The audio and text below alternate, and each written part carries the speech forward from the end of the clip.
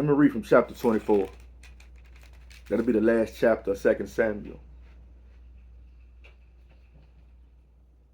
And again, the anger of the Lord was kindled against Israel, and he moved David against them to say, go number Israel and Judah.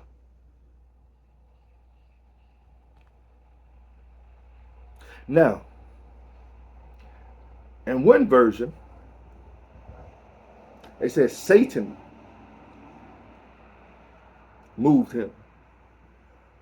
But you got to understand, the Lord allowed Satan to do this thing because of he was angry with the children of Israel. And that's cool. There's a reason that the Lord got mad. And he moved David against them to say, go number Israel and Judah.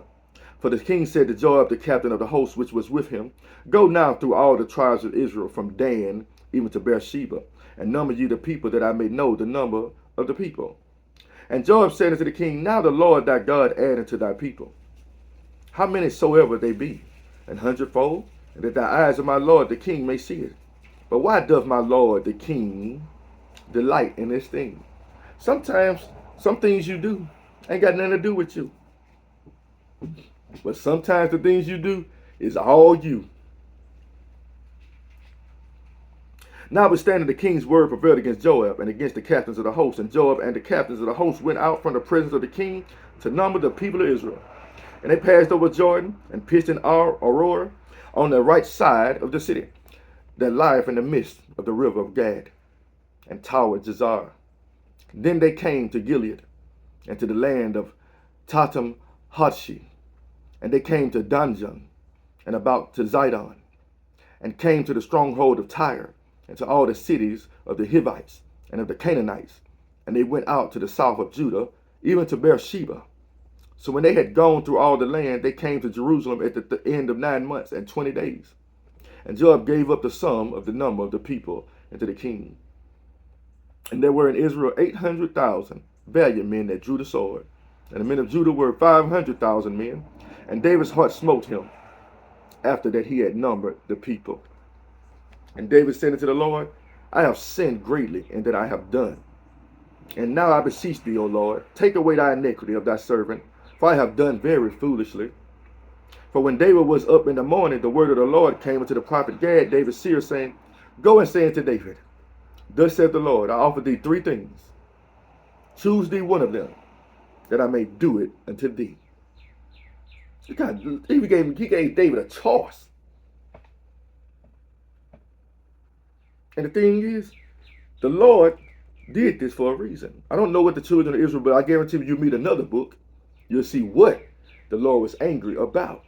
Because Samuel, Kings, Chronicles, you got to read all of them to really understand the full story. So I'm encouraging you to read. So Gad came to David and told him and said unto him, shall 7 years of famine come unto thee in thy land? Or wilt thou flee 3 months before thy enemies, while they pursue thee? Or that there be 3 days pestilence in the land? Now advise and see what answer I shall return unto him that sent me. And David said unto Gad, I am in a great strait. Let us fall now into the hand of the Lord, for his mercies are great. And let me not fall into the hand of man. Look how David is. He was like, I don't want none of them. He accepted it. When you work for the Lord, you accept all.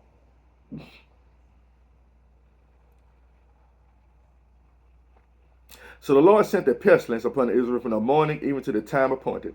And there died of the people from Dan even to Beersheba 70,000 men. And when the angel stretched out his hand upon Jerusalem to destroy it, the Lord repented him of the evil. The angel. And said to the angel that destroyed the people, it is enough. Stay now thine hand. And everybody always want to talk about the Chinese made COVID.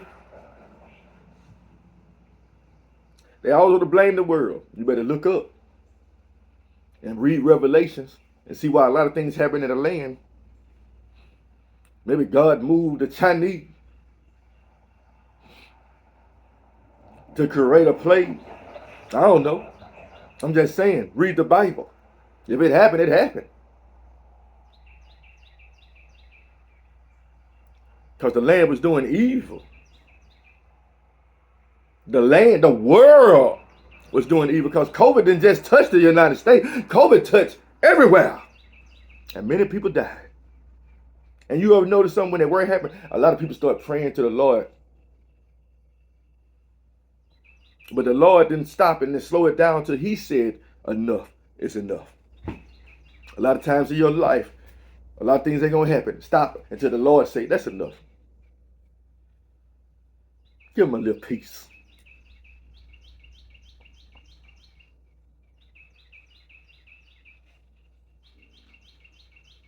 It is enough. Stay now thy hand. And the angel of the Lord was by the threshing place of Araunah the Jebusite. And David speaking to the Lord when he saw the angel that smote the people. What? David and said, Lo, I have sinned. I have done wickedly, but these sheep, what they have done? Let thine hand, I pray thee, be against me and against my father's house. He was like, take it on me. And Gad came that day to David and said unto him, go up, rear an altar unto the Lord in the threshing floor of Araunah the Jebusite, right where the angel stopped. And David, according to the saying of God, went up as the Lord commanded. And Araunah looked and saw that the king and his servants coming on toward him.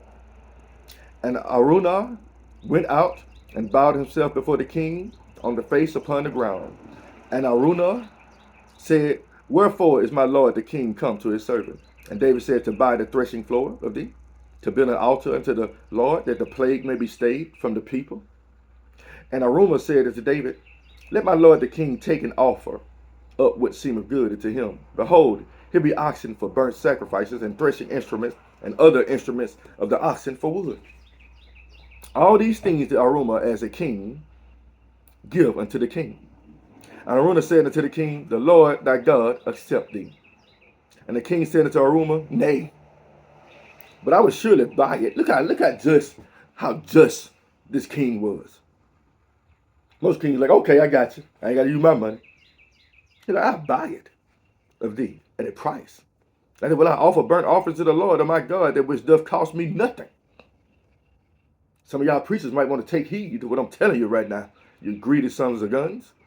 So David bought the threshing floor and the oxen for 50 shekels of silver. And David built there an altar unto the Lord, and offered burnt offerings and peace offerings. So the Lord was entreated for the land, and the plague was stayed from Israel. You got to read this. You'll see why David was considered a man after his own heart. Like I said, you have to read further and see what the people of Israel did, but don't tell them what they was doing. He didn't even say what they was doing. He said they did evil. If the Lord said they did evil, they was doing evil. Look at this land we live in right now. Look at all the stuff going on right now. And we wonder why earthquakes and stuff happen. It might be an angel over there. Wonder why a hurricane come and tear this city up, tear Selma to pieces. I wonder why. They might be doing some evil in the sight of the Lord. I'm just being real, people. They said the Lord is the same yesterday, today, tomorrow, forever, and eternity. The Lord don't change. People just ain't paying attention. An earthquake just hit Turkey. Crushed a whole building with many people in it.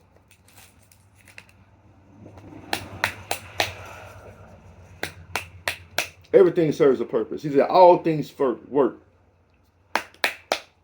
for God.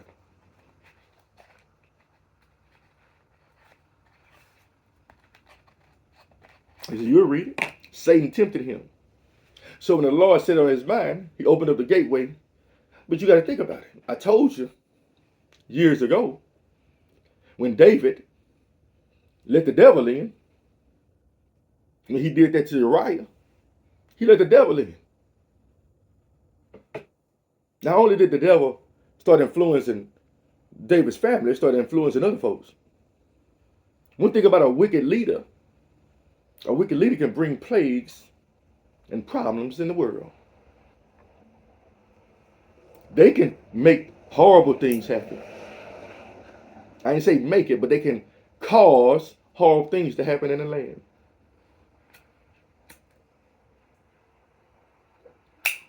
I don't vote.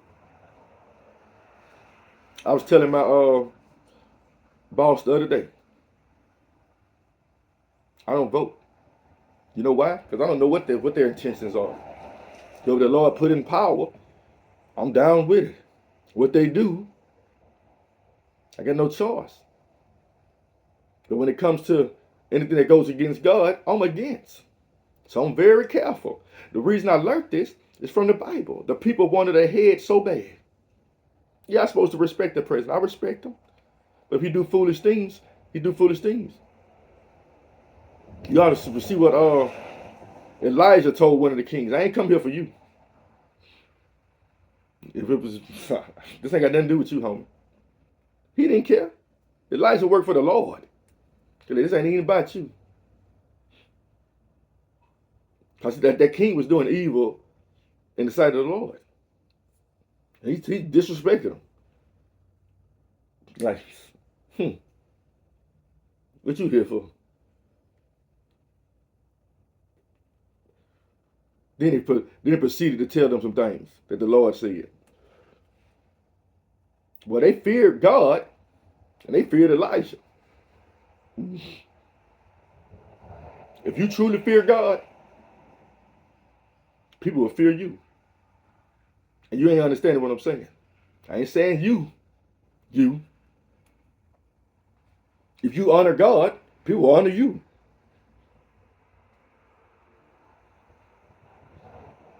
If you hate God, people gonna hate you. I'm just trying to tell you some things here, people. I'm trying to teach you a little different this year. You know, I know a lot of these preachers tell you certain things, but they need to tell you some deep stories. To me, 30 minutes ain't enough sometimes. To make 20 minutes ain't enough. You got to tell people the whole story. I'm tired of these preachers opening up the Bible and read one line and make a whole sermon out of one line. Really? Come on, you can do better than that. Says the Lord. David didn't use one-liners.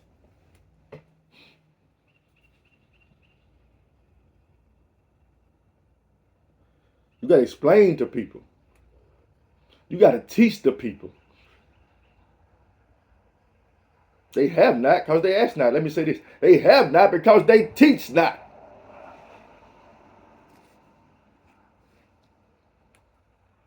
Look at the word. Everybody want to do a party. Like Babylon all over again in the United States.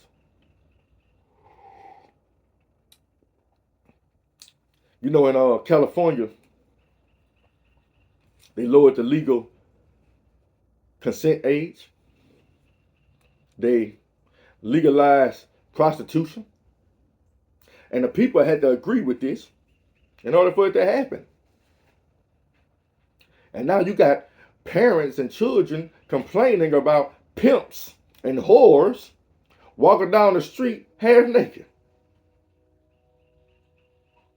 And then they blame God.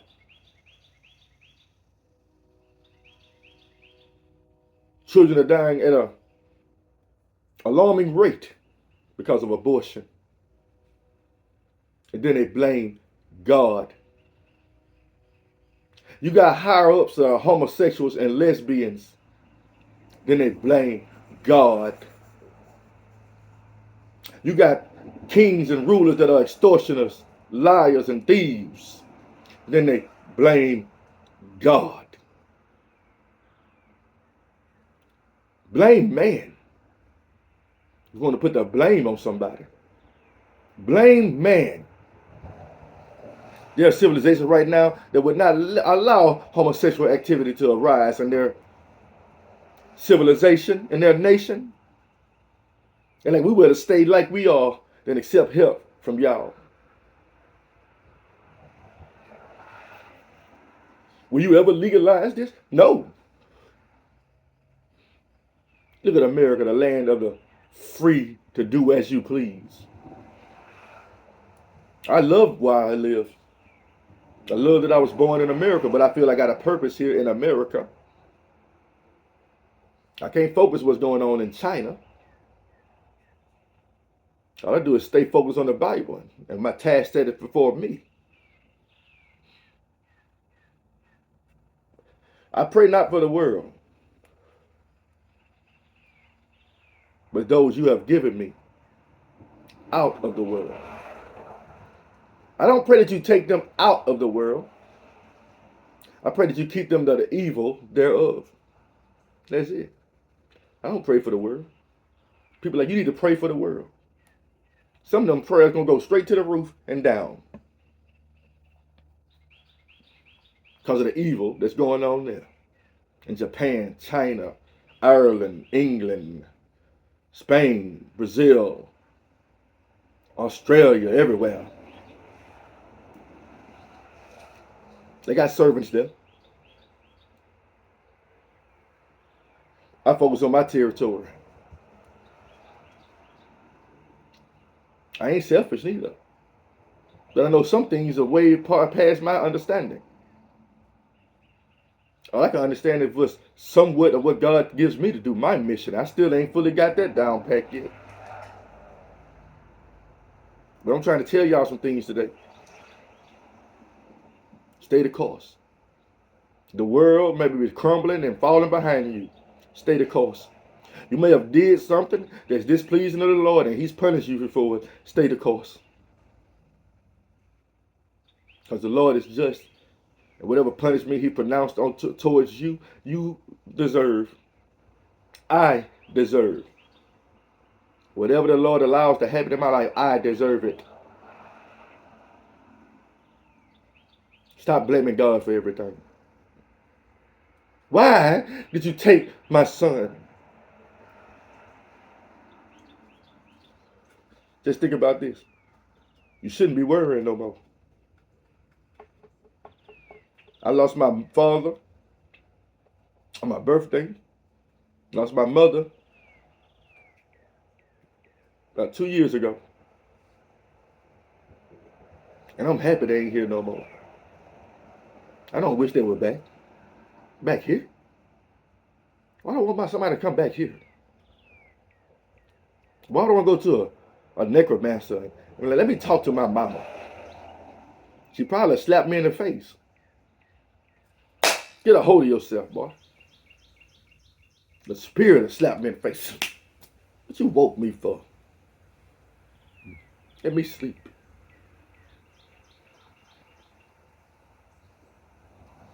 I ain't finna pray to my ancestors. I don't know how evil they were. I'm gonna pray to God. I don't know them. I don't know none of them. I ain't met them. I don't know how they live. What I'm finna pray to them for? A person.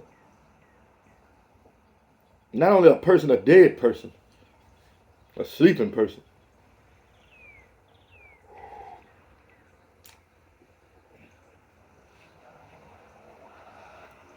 Move on. Move forward. Everything happened for a reason. Some people were taken because they were good. Some people were taken because they were evil. But you don't know. We all appointed to die. You know, nobody wants to see their loved ones die or die abruptly. But the word says, don't be overly evil and wicked. Why die before your time? And don't be overly righteous. Why destroy yourself? God is going to balance you out. He's going to make you exactly how he wants you to be.